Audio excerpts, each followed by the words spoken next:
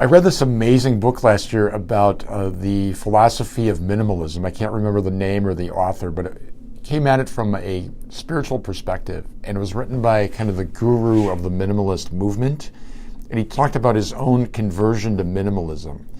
For those of you not familiar with it, minimalism is essentially a fancy word for decluttering.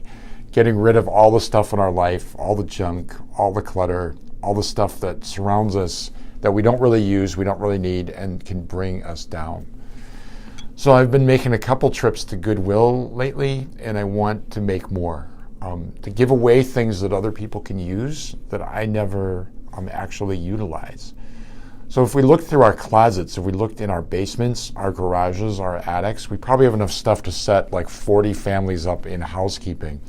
Believe it or not, there's somebody out there that can use what you are not using, what's just sitting around. Decluttering does several things for us. It allows us to serve the needs of others, clearly, by sharing what we've been given and don't need.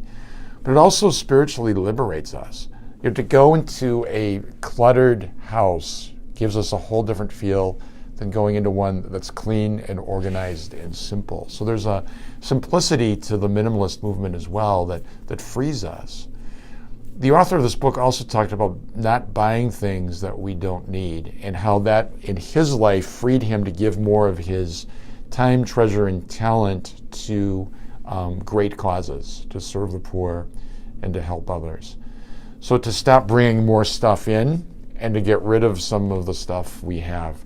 Book talked about people that have only 100 objects in their life. I mean, I have more statues than that, so we can all look at our own benchmarks of what we want to achieve. But a New Year's resolution for me is really decluttering my life, both physically, spiritually, and mentally. What a liberation.